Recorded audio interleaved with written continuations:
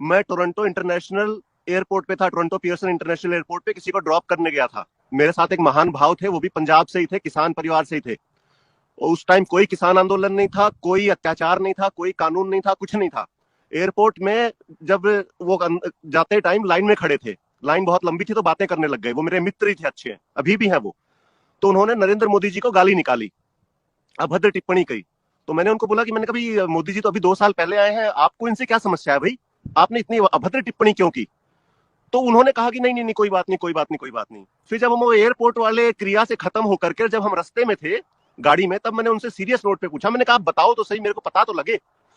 जो बात उन्होंने बताई वो सुननी चाहिए। उन्होंने कहा कि प्रमोद भाई, ये व्यक्ति जो था, जिस हिसाब से भारत के अंदर अराजकताओं की सरकार चल रही थी, गठबंधनों की सरकार चल रही थी, कभी किसी को तोड़ लिया, कभी किसी को मोड़ लिया, जिस हिसाब की पॉलिटिकल इनस्टेबिलिटी थी उस देश के अंदर, हमें यह था कि जो रेफरेंडम हम 2020 में करवा रहे थे, जिस रेफरेंडम के लिए हमने 2020 रेफरेंडम के लिए पैसे इकट्ठे कर लिए थे, वो रेफरेंडम के टाइम हम खालिस्तान की नींव खोद देते और उसके अंदर पत्थर डाल देते। लेकिन इस व्यक्ति ने आकर के उसकी धज्जियां उड़ा दी हैं। मैंने कहा वो कैसे? कह रहा इसने भारत को एक पॉलिटिकल लीडरशिप दे दी है, इससे हमें प्रॉब्लम है। मैंने कहा और उसने कहा कि इसने हिंदुओं को जातियों से ऊपर उठ करके और अपने देश के लिए और अपने राष्ट्र के लिए एक कर दिया है, इसलिए हमें इससे नफरत है। हमें इससे नफरत इसलिए है क्योंकि इसने इसने हमें एक परमानेंट डैमेज कर दिया है। मैं कहा जी परमानेंट कैसे डैमेज कर दिया? उस टाइम योगी आदित्यनाथ भी आ चुके थे मुख्यमंत्री के तौर पे। तो मैंने कहा जी परमानेंट कैसे? कह रहा है आज दुनिया के सामने सबसे बड़ी प्रॉब्लम यह है कि दुनिया के किसी भी देश के पास लीडरशिप नहीं है, चाहे अमेरिका लगा लीजिए, फ्रांस लगा लीजिए, जर्मनी लगा लीजिए। कह रहा है इसने ना सिर्फ भारत को 15-20 साल के लिए अपने नेतृत्व में एक लीडरशिप दे दी है, बल्कि इसने second line of leadership, third line of leadership, even fourth line of leadership भी तैयार कर दी है। जैसे कि अमित शाह, योगी आदित्यनाथ के अन्नामलाई जैसे लीडरशिप आ रहे हैं ना भाजपा के अंदर, और ईमानदार लीडर्स हैं।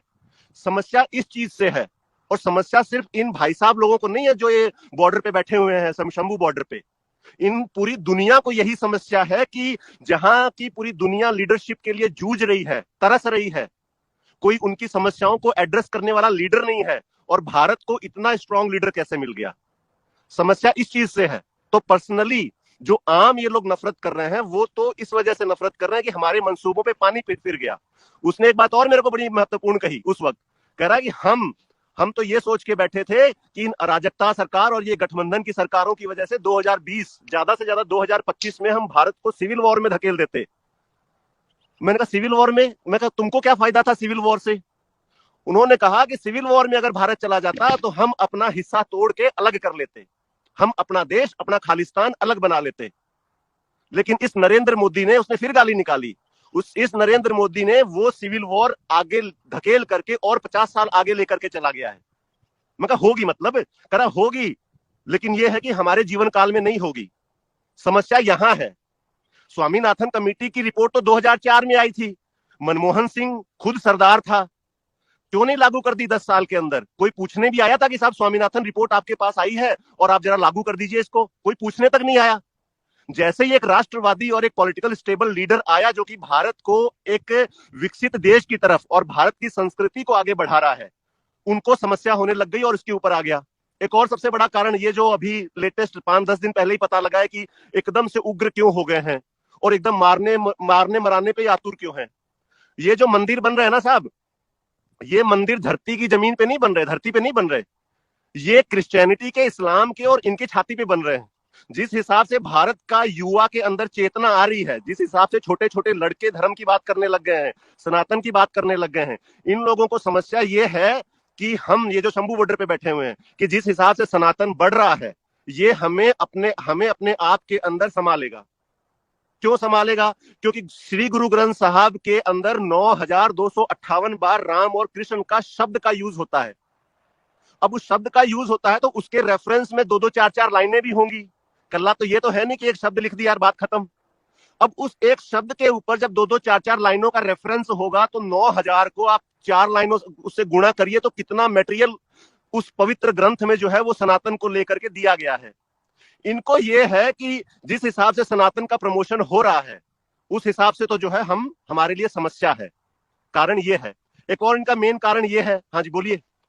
नहीं, आप अपना कारण बताइए प्लीज, मैं अपनी बात बाद में पूछूंगा जी। तो पहला कारण नफरत का जो था वो सिविल वॉर को अवॉइड कर दिया। दूसरा कारण नफरत का जो है वो सनातन का रिवाइवल है। और वो सनातन का रिवाइवल सिर्फ भारत में नहीं है, वो सनातन का रिवाइवल पूरी दुनिया में है। और वो पूरी दुनिया में इस हद तक है कि आज रशियन गोरा भी हरे कृष्ण हरे राम कर रहा है। आज कनाडा के अंदर जो गोरा बैठा है, जो अमेरिका के अंदर गोरा बैठा है, जो इंग्लैंड के अंदर गोरा बैठा है, जो बीफ खा करके, जो गाय का मांस खा करके बीमार हुआ पड़ा था, उसको ये पता लग गया है कि योग करने से मेरी बहुत सारी समस्याओं का हल है।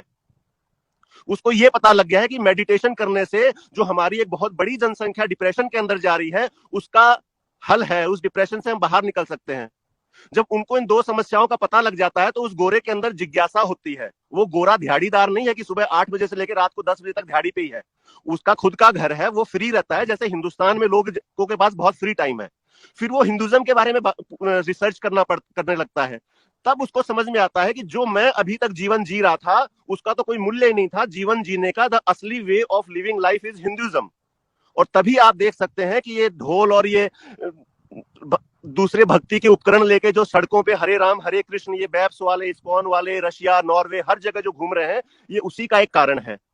तो इन लोगों को ऐसा लगता है कि ये सारा कुछ जो रिवाइवल हो रहा है ये नरेंद्र मोदी की वजह से हो रहा है, न कि 80 करोड़ हिंदुओं की वजह से। क्योंकि 80 करोड़ 100 करोड़ हिंदू तो 2014 के पहले भी थे, लेकिन वो कहां पड़े हुए थे उनको कोई नहीं पूछ रहा था।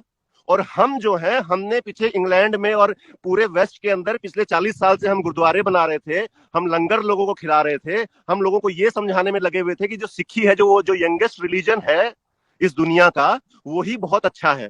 लेकिन उस 40 साल के ऊपर ये 10 साल के अंदर भारी पड़ गया। इन्होंने तो लाखों गोरे जो है हरे राम हरे कृष्ण कर रहे हैं, लेकिन हम तो 10 गोरे भी नहीं इकट्ठे कर पाते। समस्या यहां है।